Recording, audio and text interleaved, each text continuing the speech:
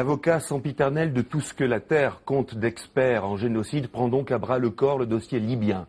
En compagnie du Roland Dumas précité, ils entendent déposer plainte contre Nicolas Sarkozy, président français, pour, je cite encore, crime contre l'humanité. Je sais, la chose peut paraître farfelue, mais en ayant invité Jacques Vergès, nous aurons peut-être l'occasion de cerner les fantasmes qui s'attachent au bouleversement libyen. Jacques Vergès, bonjour. Bonjour. Vous revenez de Libye. Oui. La preuve des 22 000 victimes civiles, comment vous pouvez l'apporter? Nous l'apportons au fur et à mesure par le compte rendu des raids, avec le compte rendu des morts à la suite des raids. Mais à mon avis, ce n'est pas tellement le nombre de victimes qui compte, c'est le caractère des victimes. Je suis revenu avec Roland Dumas avec 16 plaintes de gens, veufs, veuves, orphelins. Nous avons visité un hôpital où on a vu une dizaine de blessés graves. À Tripoli. À Tripoli. Dans quelles conditions? Avec quel encadrement? Avec un guide, c'est tout. Mais Ouais. le type qui avait les deux jambes coupées, c'était pas un acteur. Celui qui avait perdu la vue n'était pas un acteur. Dans un hôpital. Et nous avons visité aussi le lieu où a été tué le fils de Kadhafi et ses petits-enfants. Les médias internationaux avaient dit qu'il s'agissait d'un quartier général. Nous avons vu ce qui reste une villa cossue au milieu de d'autres villas cossues. Une baignoire éventrée, des chaussons de femmes sur un arbre, des draps jetés par terre, c'est tout. D'accord, mais vous déviez de la question, je vous ai dit, où est la preuve des 22 000 victimes civiles? C'est énorme. Écoutez, le nombre de victimes civiles, les preuves arriveront, mais à mon avis... Et quand elles arriveront? Parce que vous les avancez, vous, déjà. Il y aurait 100 victimes civiles, ce serait déjà un crime contre l'humanité. Bon. Alors, est-ce que vous êtes partout à chaque fois qu'il y a des victimes civiles? Oui, nous avons 16 plaintes actuellement et d'autres arrivent.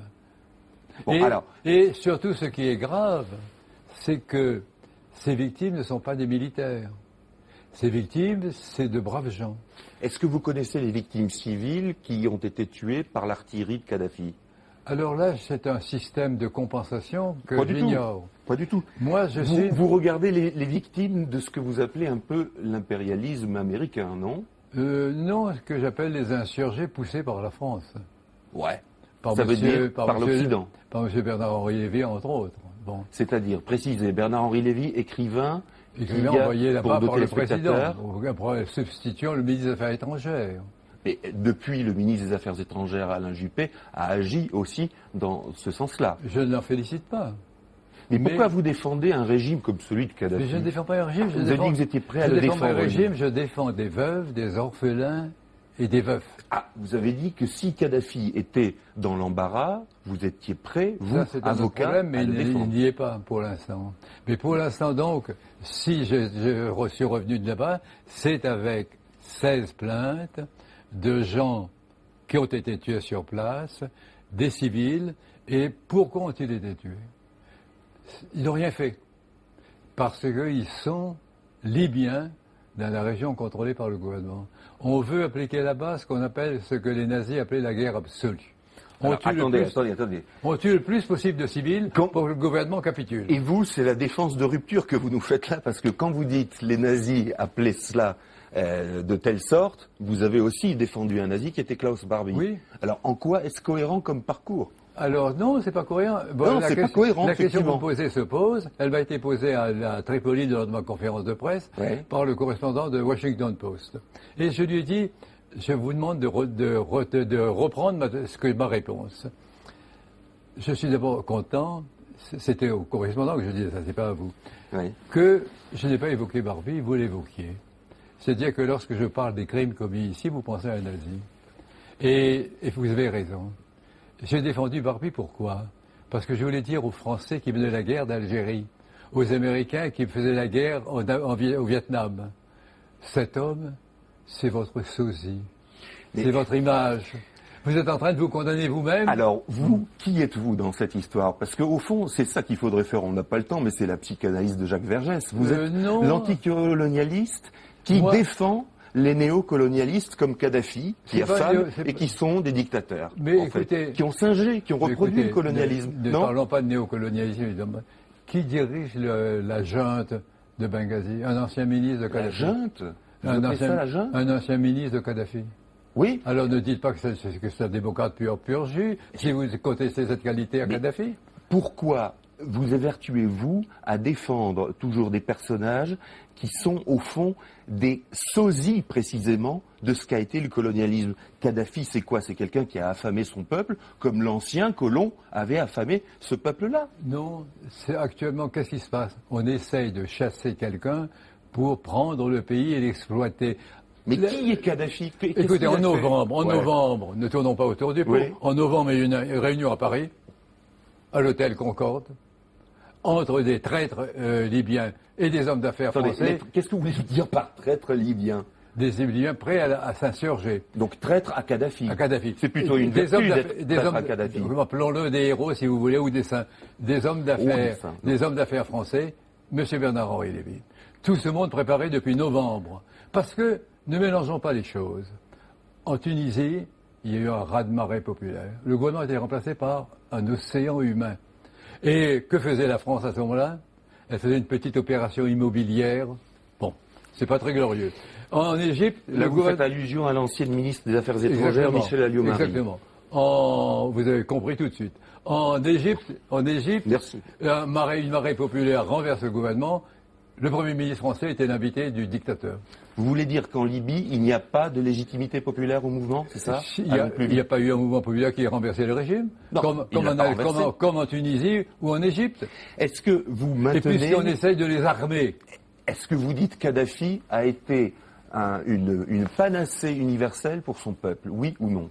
Ne me faites pas dire ce que je n'ai pas dit. Je dis c'est un État souverain, comme le dit Roland Dumas, avec un chef qui est accepté par la population. Donc votre morale, c'est chacun chez soi. Exactement. Et le bon Dieu pour tous. Et le bon Dieu pour tous. Donc pas d'universalisme. Pas de loi internationale. C'était la vision du monde du général de Gaulle. Oui, elle est ancienne. Ça fait longtemps qu'il est mort, le général de Gaulle. De Gaulle n'est pas ancien. On le renie aujourd'hui, mais il n'est pas ancien. Et vous l'avez pas renié en défendant Klaus Barbie? Pardon? Vous l'avez pas renié, de Gaulle, en défendant un nazi? Absolument pas. Absolument pas. Donc pas de vision universaliste, pas de loi internationale. Pendant la guerre d'Algérie, au moment où j'ai vous ne répondez pas à ma question. Pas de loi internationale, pas de vision universaliste. Écoutez, vision universaliste, voyons, soyons sérieux. À Bahreïn, on tire sur la population. Que fait le gouvernement français? Il applaudit. Alors, ne parlons pas de ça. Les Américains, qu'est-ce qu'ils font en Afghanistan? Ils tuent les gens. Bon. Alors, et quand cette loi se manifeste, ça veut dire qu'elle est guidée par des intentions malveillantes. Bien sûr. Forcément. C'est le pognon, c'est les affaires, c'est la domination du monde. Et moi, le pognon, c'est pas Kadhafi? Non, le pognon... La fortune personnelle de Kadhafi pendant que la Libye vivote ou végète. Non, écoutez, je reviens de Tripoli. Oui. Je vous conseille d'y aller. Bon, j'y suis allé souvent. Voilà, c'est une belle ville. Très belle ville. Avec de beaux bâtiments, un hôpital comme j'aimerais qu'il y en ait à Paris aussi bien équipé. Qu'est-ce que vous voulez dire par là? Allez au but. C'est que la Libye ne correspond pas aux caricatures qu'on en fait. C'est un pays qui a ses qualités et ses défauts. Vous connaissez la fortune Pardon? Tout est relatif à ce moment-là. À ce moment-là, tout se vaut. Pardon? Je dis tout se vaut, tout est relatif. Je dis chaque pays est maître de son destin. Voilà. Et on ne regarde pas à l'intérieur, c'est ça? Non. C'est le point de vue gaulliste. Donc il peut se passer les pires atrocités. C'est le point de vue gaulliste. Il peut se passer les pires atrocités à l'intérieur de ce pays. Premier pays. On s'en fiche. On s'en fiche pas. On aide, ce qu'on peut faire, mais on n'intervient pas. On ne s'intitule pas, parce que pour s'intituler Sherman moraliste, pour le monde entier, il faudra encore être digne de cette qualité. Quand vous voyez nos hommes politiques, alors soyons sérieux. Mais demain, DSK va faire la morale. Non mais attendez, à votre goût, il n'y aura jamais d'homme politique à la hauteur, si je suis votre raisonnement. Si. La politique à la hauteur n'est pas de faire les conquêtes des autres. L'homme politique à la hauteur, c'est Roland Dumas? Pardon? L'homme politique à la hauteur, c'est Roland Dumas, votre compagnon de route? C'est Roland Dumas plus que Kouchner ou Madame Alliot-Marie. Oui. Bon. Oh, les casseroles se valent? Non. Il y a eu un procès pour Roland Dumas, il a été relaxé. Ouais. Pour Madame Diomarie, il y a eu une opération, elle est devenue marchande de biens pendant qu'on tuait les gens. Alors justement, et Kadhafi quand il tue les gens? Il tue pas les gens? Non, il les tue pas. Un type qui est un civil qui est armé n'est plus un civil, c'est un insurgé.